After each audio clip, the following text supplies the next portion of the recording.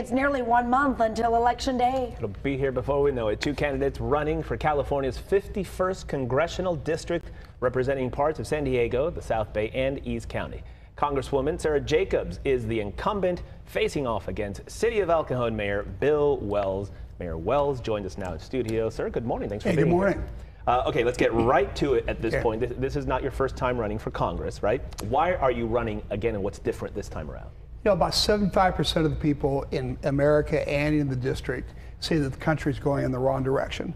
I happen to believe that. I think that the experiment, the social experiment that the far left of the party has taken us in is a direction that has not worked, and America has been suffering significantly as a result. I'm a pretty common sense guy. I just want to right the ship, take us back to where we belong. You talk about common sense. Homelessness has been an issue all across San Diego County. So if you were elected, I know that's something that you have been working on, but what would you do if you took office differently?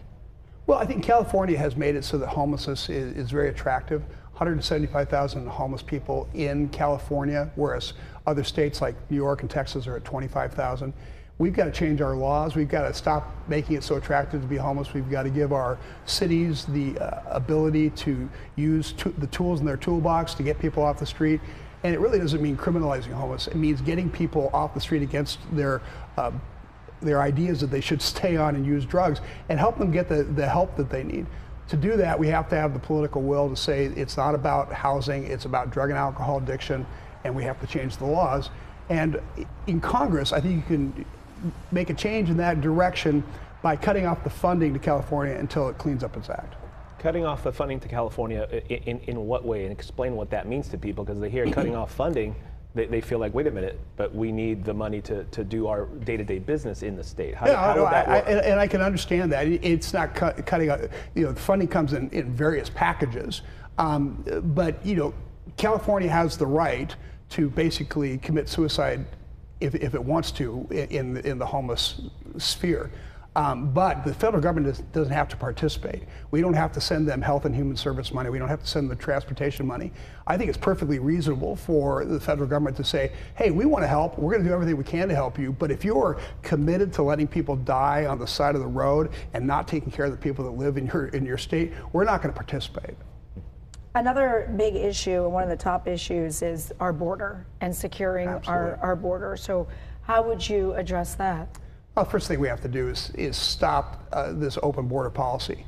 You know, we've had policies in the past which have not always worked as well, but much better than they've worked lately, which is if you want to come into this country, you've got to go to the country closest to you, ask for asylum, go through the process, get a court hearing, go through that process, and then the United States of America gets to determine whether or not you're a good fit for coming in, whether you meet the criteria, and whether you would be beneficial to our country. We got to go back to that, and then we're going to have to deal with the 500,000 criminals that are wandering our streets right now and send them back home.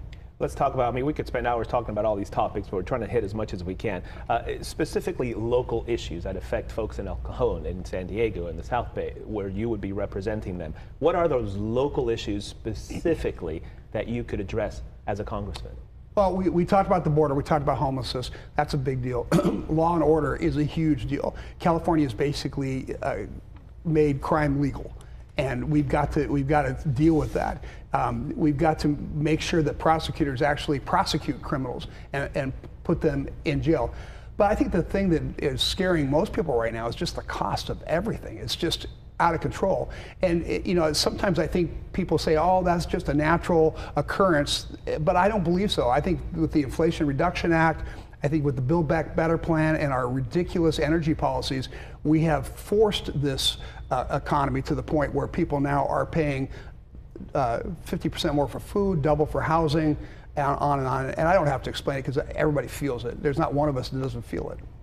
People also feel, and we have heard, that they are just tired of all the bickering in Washington and not being able to get things done. So if you were elected, when you have your ideas, the other side has their ideas, how would you work to be able to actually make differences in people's lives? Well, I couldn't agree more.